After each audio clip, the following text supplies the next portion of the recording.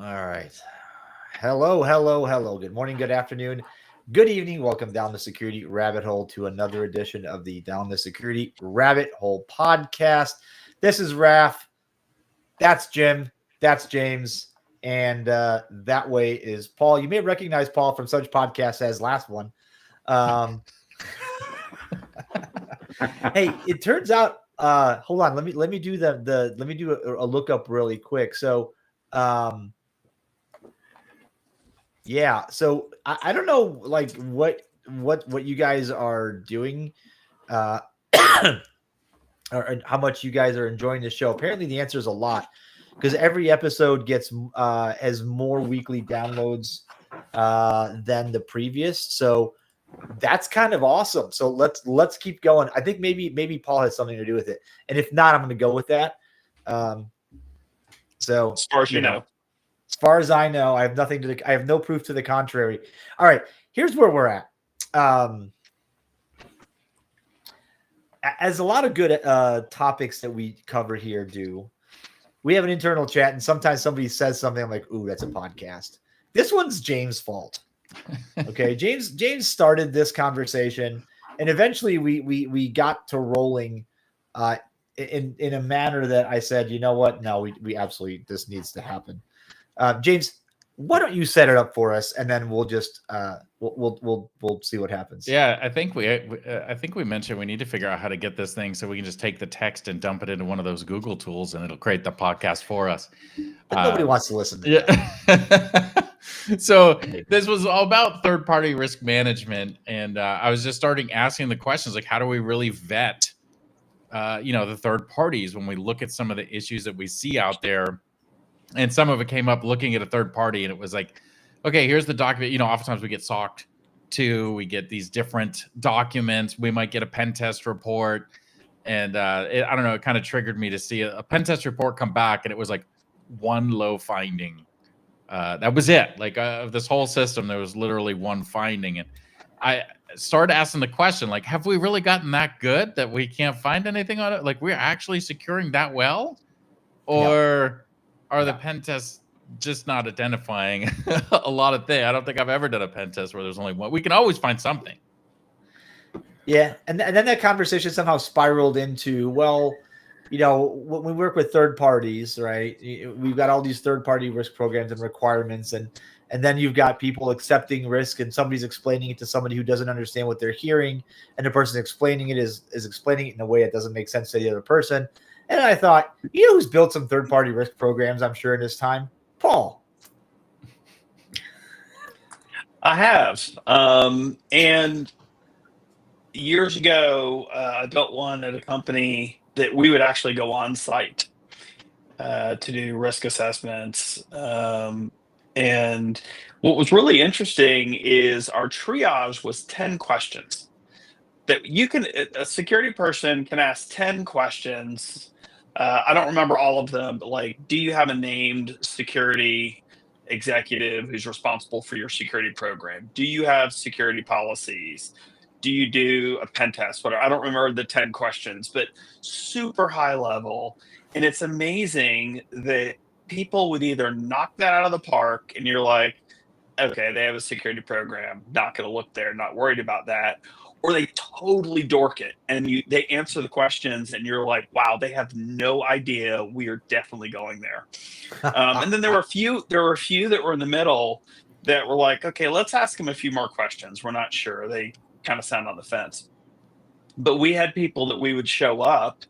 The guy, my employee that showed up early, went to go walk to the place. He had the appointment at 8:00 the next morning. And found people moving in furniture because they were staging the company. It wasn't really a company. And so that kind of gets at the heart of some of this problem is you can send an email out, but where is that going? And who's answering that? And how real is that?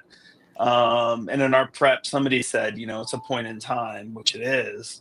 And so I think one of the biggest challenges here is scale. That you can do this. You can fly out and any of us could walk through and assess a program at depth, but another previous employer, I had 8,000 suppliers.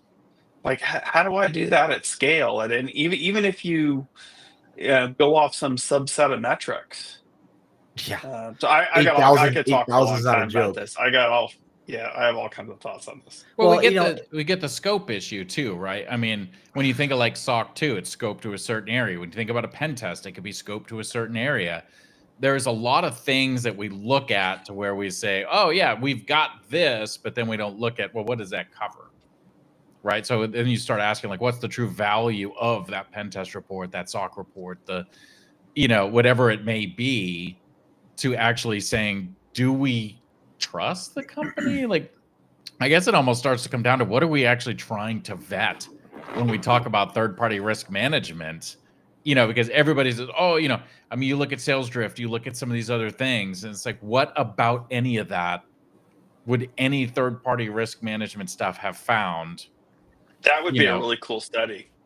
Like take drift, or take 4 or 5 of those and run a retrospective third-party risk assessment and say, specifically for that, would that have stopped anything? Yeah, or would we have known, outside of the fact that at least we have vendor management? Oh yeah, we know we use that. Let's reach out and verify, are we affected? But right, what through any of those things would have identified and said, oh yeah, this app's going to be vulnerable here on this day to do it, right? Right. I like Paul's idea of I just recorded an episode with my buddy Trey Ford, and we actually touched on this a little bit. He likened it to essentially being a field triage medical professional, right? Where you show up at an accident scene or in a scene, and what 5 questions or 3 questions, what 2 questions do you need to answer immediately to figure out, assess the state, right? That's kind of how it is. Because Paul, if you have 8,000, my GE job would look at that and say, that's cute. Add an extra 0.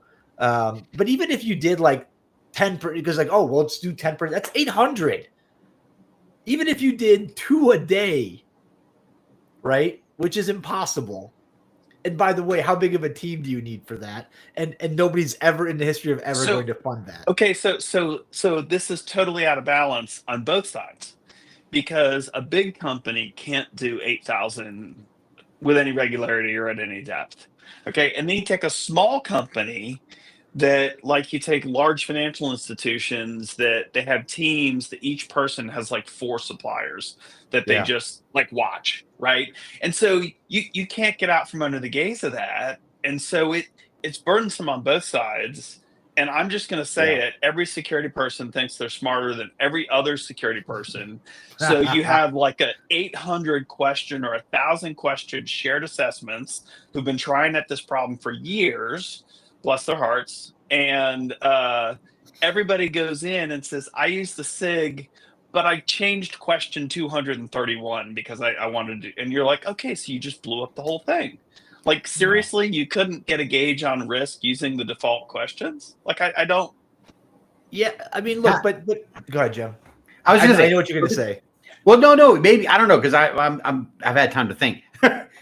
Has there been a scenario where maybe it's a silly question, but where you do a third-party risk and something happens with that third party, and that third-party assessment is then used in litigation or any kind of, what has been the result of third-party risk as it relates to post-risk? I'm having difficulty thinking of a situation. So we spend all time, money, and energy to kind of assess our third parties, which is really fourth dimensional, because we're assessing the company that did the pen test. You know what I mean? That's a little bit to James's point. But I don't know, just real quick question. What was the one? There was, and I forget the name of it, but there was somebody that was suing Cognizant because they're their provider of whatever, and they said they gave away passwords for help desk or something like that they shouldn't. Like that, I don't remember the full details of it, but there was something around that. But I think, to your point, right? I mean, what are you doing when you do the third party risk? I mean, in my mind, half of it's you saying, okay, I'm going to send you these questions, and maybe to Paul, like 10 questions. Are you doing this, this, this, and this? If you get breached and we're infected by it, right, then isn't it more of being able to go back and say, hey, wait a minute, you said you were doing this, and now we can prove that you did not do this. You had a leader that was assigned a security role, and now coming back, oh, wait, look at that, you lied on this thing. But again, I don't know where that goes, right? Because here's the thing. I mean, third-party breach, whose name recognition goes all over the news? It's yours, not the third party. That's kind of like a behind-the-scenes deal you got to work out to see what's going on. I think it also drives some architecture, right? So I think it's both the legal accountability in who's liable, or terms. If you're embedded with your supplier department, right, your sourcing organization, then you can drive those decisions of, hey, we're not going to do business unless you do these things. If not, you're just kind of chasing your tail. But it also drives architecture decisions where, let's say you have no control over who's signing what deal. Then you say, okay, well then we're not going to give them that data, or we're going to tokenize it, or we're going to take some other security control in place that you probably should be doing anyway, but you're going to be extra careful because of the results you got. This is interesting for me because when we start talking about the architecture discussion aside, because that's the follow-up, but when we're talking about looking and I can't stop thinking about what you said about this is dangerous on both ends. Large companies can't possibly look at everybody. Small companies are buried by the large companies, right? And James, I don't know that scoping helps because attackers don't respect scope. That's the problem I have is attackers don't. That's Trey's line, not mine. But like attackers don't respect scope, and I've been thinking about that all day today. As I'm working on some other stuff in my day job here, and it's like, okay, so you are doing some nature of business with a third party. So now we have to go, okay, how do we tier this? How do we figure out who we're actually going to go like pull up the covers and see how many bugs come out versus like who we can just ask like, hey, here's 5 questions, answer these. If they're reasonably good, I'm going to let you just go off and do your thing. Is it the volume of data? Is it the sensitivity of data? And if you're thinking, yes, sensitivity, I'm going to argue that very few people that I've worked with in the enterprise side, when you ask them truly to say, what kind of data, what's the nature of the relationship with this third party you want to establish? They can't adequately explain it that makes the risk formula work. They don't give me the inputs for the risk formula is what I'm saying, right? So Paul, you built these things, you've operated these things. How does this third party security thing work in a reasonable manner to where reasonable people can do reasonable things to drive down risk in a way that isn't completely like that? So that's a lot of reasonables, Raph, and I don't know that I can go directly at that, but I'll do my best. Let's see what you got. But I think you have to decide what works for your company, like everything else, right? So at one organization, a lot of data, a lot of sensitive data. So the majority of what we were looking for was what data is moving to a supplier, what's their ability to protect that, and controls around that. It was a very data-centric approach. Other controls are obviously are they going to, common ones, are we sending them data?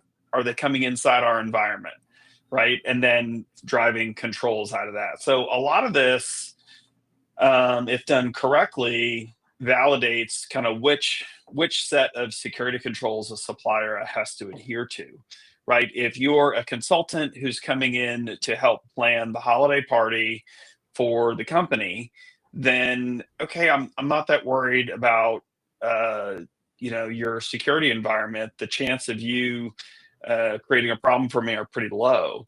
But if you're doing development in our environment and putting things into our pipeline, and you're using your laptop and whatever, you could add on some more nightmare stuff in there, then okay, that's a different story. We have to have a serious conversation about how that's happening. Either because from a security program perspective, not just the ability to protect it, but to detect if something goes wrong, and to prevent theft. Okay, I get it. There's a lot of maybes and ifs. However, how do you do that at scale in a way that's repeatable year over year that keeps the lawyers happy? That last part bugs me. Right? I Because think, I think you have to be able to demonstrate, you have to demonstrate a reasonableness, right? So, I don't think I don't think there is any such thing as a perfect approach. The challenging part of security isn't the clear yes or clear no's; it's all the gray area in between, right? That's where the majority of security people spend their job, right? That's where we Yeah. all sit. And so, I think you have to define a methodology and then adhere to that methodology. And then somebody can say, I would have done it differently, or maybe you should have thought of this or this. That's fair. But if you ran your methodology, then one thing, you have to be part of the sourcing process, right? You have to have something that sourcing looks at that says if these criteria happen, security has to become involved. They have to do whatever they do, however they do it, whatever their methodology. But if I'm hiring somebody to provide sandwiches at the luncheon, don't need to call information security. If I'm hiring somebody that's touching data or coming into our environment, I need to pull in security. And I think most companies that are doing something with risk are at least at that level. maybe. I'll And say, here's why I say that. Okay, go ahead. Yeah, here's why I say that. We're struggling to understand the depth, I think, in a lot of these organizations. I've had a bunch of these conversations lately. And from the security, if I talk to somebody that's in the security organization, their questions to me are, well, how deep do we go? Do we talk to like third parties, and then do we ask them to go to their third parties and we request information from their third parties? Like, how far does that rabbit hole go? When I sit and I gather that information, we start to have that, and I go, okay, let me talk to the people on the other side of the table, the lawyers and the procurement folks. Their question is, how do I make this as fast as possible, provide some level of assurance and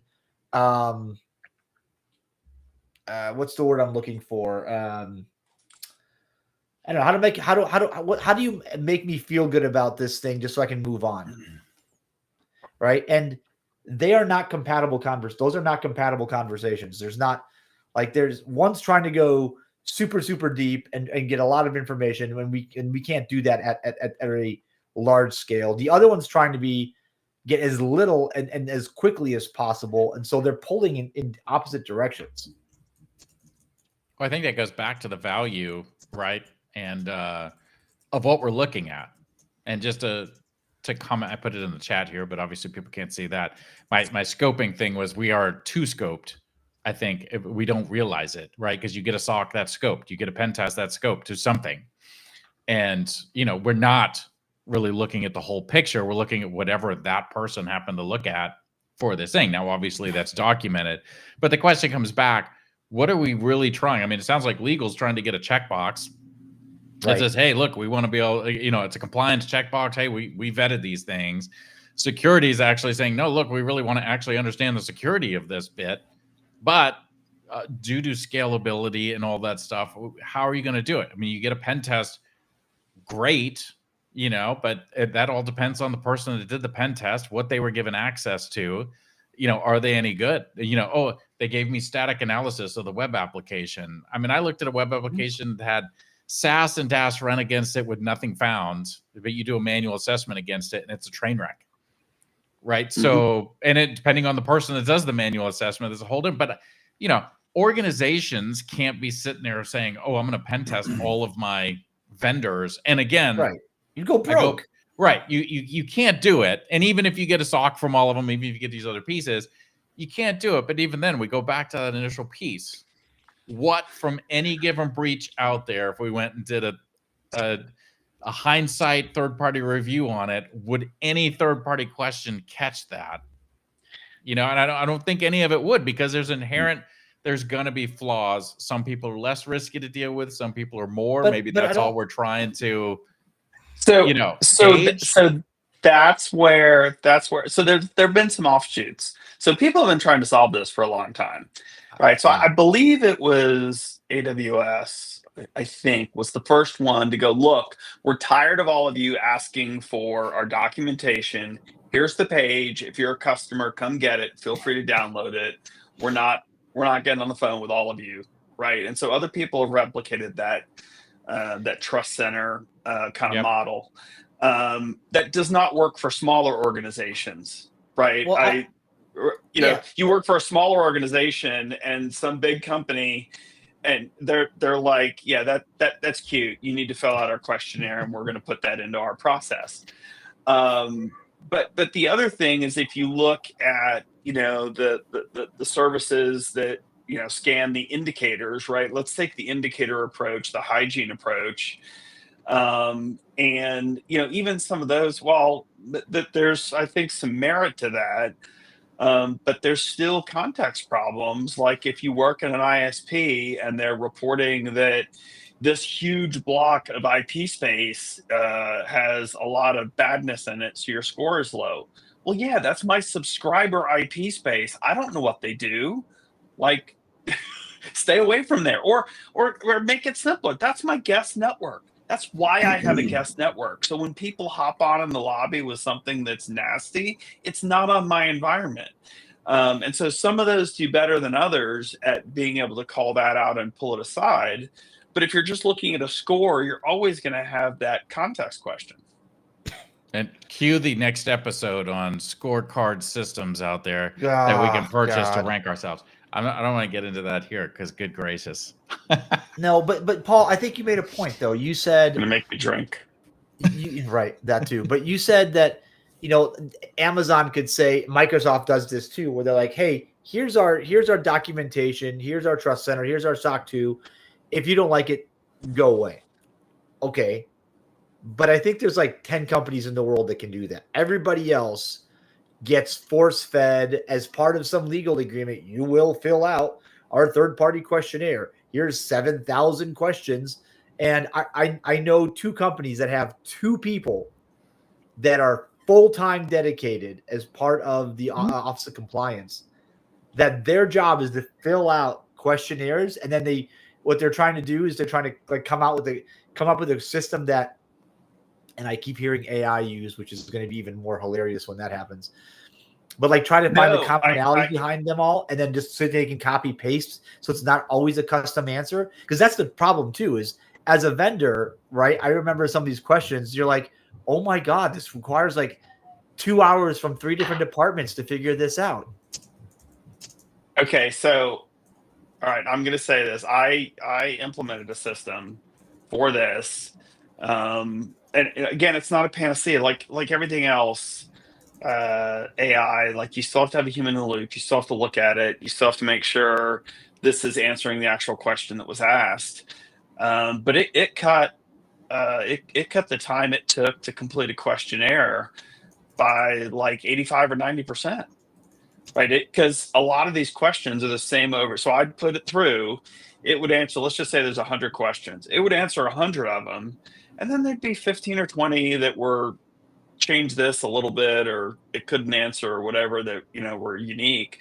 But the same questions over and over again. There's a shocking amount of those, which just goes. It'll catch, like if somebody puts the entire SIG and changes 2 questions. Then fine, those 2 questions have to get fixed, but the other, 850 questions it'll answer. Okay, fair enough. You still have though the value of the question or the answer to the question, right? Agreed. I mean, we've seen it forever, right? Oh, do you have somebody that does secure code reviews? And it's like, oh, well, we do peer code reviews, and John over there he said the word security once. Yeah, we do secure code reviews, right? And like we kind of stress the Agreed. truth a little bit when we Agreed. answer a lot of those questions. And I think that's where, the only thing I see as potential repercussion there is if something happens, then maybe you have something in your hand to go back and say, you said you did this. Obviously, you did not do this. You lied on this questionnaire, but I don't have the And that may repercussions for matter. That may matter in court, but in the public court of public opinion, Right. it does not. Right. Might get you something on the back end, but it's not getting you anything, publicly. It comes down as what I think is we're trying to create a sense of trust. Fundamentally, that's what it is. It's trying to create a sense of trust. And I think it's orbited out from there to come. Well, it's a legal need. We need to confirm this. We need to make sure you're doing that this way, even though we know you need to be compliant with X. We can check it our way. I'll give you a perfect example. And I've been on all three sides of this coin, right? I've been the interviewer, the interviewee, and the consultant, helping both of them at some point in time, right? And so you see the mess from all the different funny angles. But the simple fact of the matter is right now I'm on the receiving end. So big giant primes will ask, are you A, B, and C? And they'll take subsets of standards that they know you have to be compliant to. So instead of saying, all right, have you met this requirement or met this standard, they pick their own set of controls that are important to them, and so I think somebody said it earlier about, once you start changing a question, I think Paul, you said it about changing the questions, you begin to disrupt the universe as it comes to doing that. But the part that I just find fascinating is the fact that how you answer, the scope, to James's point, that you're going to apply your answer to. Yeah, we have a person that looked at that code one time. Yep, boom, yes, check, move on to the next one. We're on a race here. That's the problem. Hey, I want to ask you a question because this one's for Paul. Because Paul, you've been in these programs. Just from the top of your head, as many as you can recall, has any business relationship ever been killed or not executed because a security review found it too risky? Yes. Really? But that was as the master of the relationship, right? That was, you were the prime, and this was somebody trying to sell you something. I was accountable for risk assessment for the organization. That was a significant part of my job, and the company recognized that was a significant part of the job. And there were some regulatory requirements that came into there towards the end, not initially, but then some new regulatory requirements came in. And so we were very much on the hook of, if you mess this up, this is going to come back and land on your plate. Okay. So we were given the authority to say, nope, not going to happen. I mean, I think you probably see that more commonly now when you look at, data residency, hey, look, this vendor's in Israel. We can't have our data outside the US, or we can't have our data in certain spots. Like, there are key things that can kill a deal pretty quickly because of those type of requirements, right? I think, Jim, you kind of hit it with the trust factor, and that really what you're trying to do is kind of, do we have somewhat of a level of trust? And if there are risks, can we capture those? I think some of what brings this out, though, is something we've dealt with so long in security is that anytime something happens, the first thing people jump to is, oh, nobody's doing third-party risk management. They don't take it seriously. They don't, like all this stuff with this idea that if you were doing it right, then you wouldn't have had the vendor that was going to get popped, right? Which is, I think, completely dimensional and delusional, right? Like, that's not the case. So I think that's where some of that disconnect come from, is what's the public perspective of what should third-party risk management actually be doing? Is it creating that trust? And, we feel like we're dealing with somebody that's doing things the right way? Or are we trying to eradicate and say, oh, well, because we went through this process, there's no way they're ever going to get breached and we won't get affected by it? Do we legitimately feel like a lot of the work done under third-party risk is actual security? Or is it just, as I won't out you, but the person who said it, red tape that just needs to get done? It's just something to make the lawyers feel better. It makes everybody it's the placebo. right? Hey, look, we're doing third-party risk. Yeah, look at us go. I mean, is it actually solving or diminishing actual risk and the potential security incidents, or is this just something to make us all feel better about ourselves? I'm going to go with Jim's third side of the coin. You made me think on that one, Jim. It depends, Raf. It depends. So some organizations are using, whether it's a questionnaire, whether it's one of the scoring systems, whatever, they're saying, hey, we need to have a story to tell about this. And so it's not integrated in how they're purchasing. They don't have red lines that say, hey, can't cross here, of whatever sort. And so they run it. And so if something happens, they can say, hey, we have a third party risk system. Check. There's other people that genuinely do it, but like everything else in security, you have to be early in the process. In this case, in the purchasing process. Because if somebody shows up and says, hey, we've been doing a POC on this for 3 months and we want to go live next Friday, and we got to get this deal signed because we're not going to make our number for the quarter unless you launch it. Security, can you go look at them? You're like, great. Well, I know the answer. Right? Yeah. That's always the rush job, right, Paul? I mean, it's literally, oh, hey, we need this and we need you to review it by whatever. Oh, by Friday, that's it. So like we have something that's going to get all of our data, but I've got a solid 4 days to work this in. That's awesome. Thank you for that. Yeah, plenty of time. What are you complaining? But it's all, how deep you go, right? I mean, do you pull architectural diagrams? Do you, want to see code? Do you want to do this? Like, probably not, James. So right. Well, exactly. Okay, Mr. Cotta. So I think, old reference, if you got it or you didn't, moving on.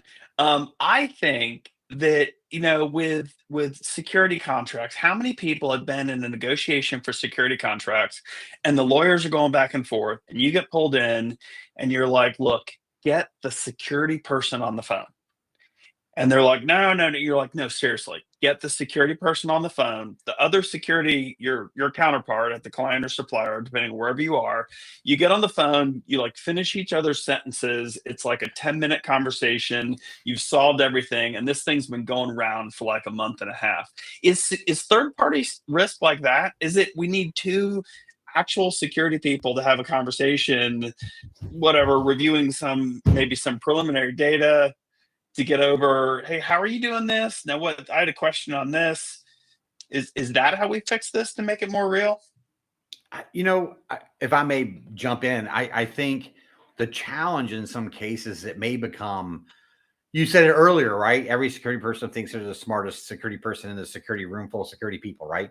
So it could be a situation of how things are interpreted, how those questions are asked. It's almost like, two people getting in an arena together. I would love to see that scenario because you could probably cut through red tape super fast and say, hey, look, do you know this or have this or practice that? And they go, yeah. And they throw out a couple of words that is kind of like speaking a different language for 37 seconds. And then boom, you're off to the races and you can look and say, this is good. However, now that decision is sort of not just through forms and looking at analysis, but it's Jim's view. I think Paul's company's doing good. Yeah, we had a great conversation, right? Now all of a sudden, Paul said.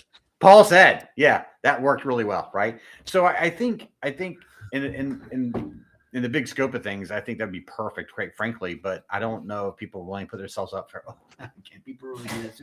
Yes. That's my favorite magnet on my whiteboard. I wanted to ask you guys, Paul specifically, is when it comes to responding to questionnaires, it's almost like you said it earlier, it's like all the same questions over and over again. Are we thinking as a security industry, we just embrace it, embrace the suck, as it were? So is it one of these things like in the old days, responding to RFPs, pick any business, you're always responding to RFPs. Right? And yeah. I knew you would have a reaction. So the thing is, they make these platforms where you have these, standard answers and you associate them to questions, pre-AI world kind of stuff, right? Are we just need to get better at answering questions, not answering them fictitiously? Okay, I'm not suggesting like just throwing stuff out there, but should we get better at taking what we do in a security program and creating that knowledge in a manner that makes it easier to answer? Because I mean, isn't that what we're doing, is just answering a lot of questionnaires, Paul? Yeah. This is so hard because some companies send you a questionnaire and they're genuinely asking, right? And maybe they have a portal. Don't even get me started on the portal systems. Like it's to help the person scale, not the supplier. So then the supplier has to deal with 18 different types of portals, and you have to save it after every answer, or it bombs out. Like some of them are horrible, some of them are okay. But if you take something like shared assessments, the SIG questionnaire or the SIG Lite, right? Sometimes some of those people you can say, hey, I have a SIG. Can you take that? And they will, and they'll say, I'll come back to you if I have any questions. I think that's a perfectly reasonable answer. If you have an industry standard, there's several industry standard questionnaires out there. If you've done one of those and you say, hey, Jim, I'm going to give you this. If you have any additional questions, let me know. And so some people do that, and I think that's a very reasonable kind of transaction. Some companies don't want anybody doing this, and their answer to the scale is outsourcing it to a low-cost country. And so those people want you to go through exactly the form or function. And I'm convinced, not that they're bad people or whatever, but I think they are following it by rote. And so sometimes they don't have the ability to deviate from that exact process. And so by very nature, they're like, no, I really do need you to go through and answer these 800 questions. And then they come back. And so I think there has to be, you have to snap a line somewhere, right? So after the third time of coming back, you have to go, look, this is whatever, I'll make it up. This is a $5,000 sale. You're costing me like $20,000 to answer this. Like, no, you've gotten the answer. Either do business with me or not. We're done. Well, can I since we're short on time, I'm going to answer this, ask this, and want to end this podcast on the most hilarious note I can think of, because this is depressing. You're the one that brought up third-party risk, Raf, not me. Actually, James did. That's why I said at the beginning, this is James's fault. Everybody pick on James. Yeah. With AI, is it just going to solve all this? Read all of our questionnaires, ask the questionnaire questions, and all that stuff. Is AI just going to solve this? Because you can assess all 8,000 of your third parties in minutes or seconds. It can understand the answers and get the nuances that maybe your offshore people can't, or your consultants don't understand how to. Like, is this just a solution? Is this a great place that we can just drop AI and take a step back and go back to the beach? Raf, do you remember when we did this a couple episodes ago? We were talking about AI, and there was something that came out about the dating world, where like the dating apps, like your AI character would represent you, and we get to the point where your AI would talk to the potential date's AI, and they'd work everything out beforehand and see if you're compatible. Like, this almost falls right into what Jim was saying, or like, hey, maybe we just get on a call for 10 minutes. Like, great, my CISO's AI is going to get on the call with your CISO AI. They're going to work it out, and they're going to come back and either say, yeah, we can do business, or we can't. I don't know. I mean, maybe we get to that point. That'd be fantastic. I might surprise you, but I'm going to say, yeah. I think AI can do it. Not maybe having calls. It would sound like a modem, though. It'd be like squeakies. Two AIs talking to each other. AOL's got some extra now that they shut it down. Yeah, exactly. So I think there are times when you have a set base of information and you're able to sort of structure it and then allow AI to be asked, like LLM, and say, okay, what are they asking? How to best interpret the information that you gave it to learn. You have to be super mindful about what you're giving it. Like, you just can't take your security policies and dump it in there and go, hey, look, this is what we're doing. And then, people figure out everything that way. But I actually believe this. I think this could be one. I know I've always been like, put a dollar in the AI jar guy, right? But I don't know, man. I think what's to say you can't have it look at your policies and be able to ingest the information they said, and you can query it and say, tell me where their answers don't line up to our policies. That's certainly something that AI could do. You know, I mean, obviously you want to check it, but that's certainly, I mean, it summarizes Word documents. How can it not do something like that? So from somebody who was getting a lot of these, I implemented a tool that's out there that's advertised, and they're an ongoing concern. And I think they did a great job. Was it perfect? No, but it ramped up over time. It got better. And it answered the majority. You could use it for RFPs.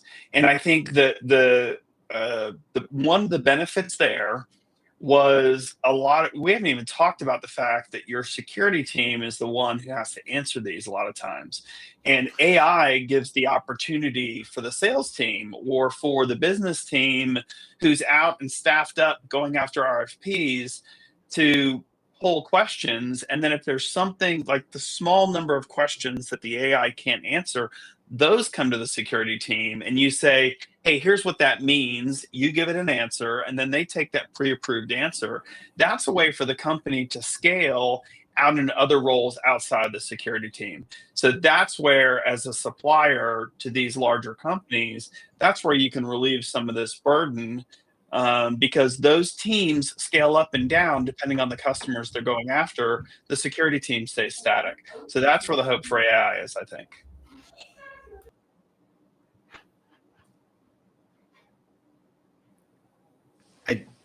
I do think where it'll start to fall apart is the depth question. How many layers deep? Like, do you have a policy? One answer is yes. One answer is we do, and it's this section that speaks that control specifically. Or it's yes, here's this section that speaks, and here's exactly what that section says and how it relates to the scope. So I think it all is going to come down to is how more detailed are these questions going to get? Are people going to become less and less satisfied with the questions they're getting? The answers getting the questions that are out there, which is obtuse at the moment, or is it going to make itself stabilize to the point where we can answer them consistently? And if that's the case, and we understand the depth, then we can probably use AI a little more effectively. Well, this is exciting. All right. This is exactly the conversation I thought we would have. And it's entirely your fault, James. I'm glad we have the chat. There'll be plenty of more of these that I'm sure will be my fault. Yeah. Well, now there's evidence. All right. Thanks, Paul. Your insight's always appreciated. I'm curious what people if we had only 10 questions to ask every one of your third parties, what are those 10 questions that would help you figure out what the next steps are? Maybe we should just put those together and see who's got good questions. Even with that, has anybody ever thought to go back to the SIG and look at it and say, each one of these questions, does this make a difference, or whether I would say yes or no to this? You know, like which ones actually matter, or where am I actually tracking a risk that I care about? You know, do you have an ESG program? Do I care? Do I not? Right? Like, is that something that matters or not? You know, and that's obviously corp specific, but trying to go through and pick it so that way you're not sending out 800 questions. You're sending out the ones that actually matter to you. But I think, we like the easy general, hey, there's a SIG, let's just do that. Hey, there's a SOC 2, let's just do that. Right? Like we don't spend time. No, I think if you rotated roles, if you took some of the people that are blasting out these 1,000 question, 1,400 question questionnaires and said, okay, guess what? You're going to temporarily go and sit somewhere that's getting 1,400 questionnaires blasted at them, and they're all different. Go work there for 30 days. They would come back and be like, all right, y'all, we got to fix this. This is broken. Right? So I think really it's only people that have been on all three sides of the coin, as Jim mentions, that get the problem, and that's part of the problem. All right. Well, Paul, thank you for that welcome back Carter quote. That was enlightening. Very few people drop those into the conversation anymore. Guys, thanks for listening. This has been fun. Jim, James, Paul, always a pleasure having you guys aboard. It's been another enlightening and problem-solving edition of the podcast. I welcome all your feedback because I'm sure there will be plenty. If you're running a great third-party risk program that you're happy with, that you think reduces risk, I'd love to hear from you. Maybe throw us some questions that you use, some process you use. See how this goes. But this has been fun, and I'm glad we had at least a chance to talk this out. Feels therapeutic. So for the podcast, thanks for listening, you guys. We'll catch you guys another time, another place, on another Down to Security Rabbit Hole podcast. Ciao, everybody. We'll see you later. Bye-bye.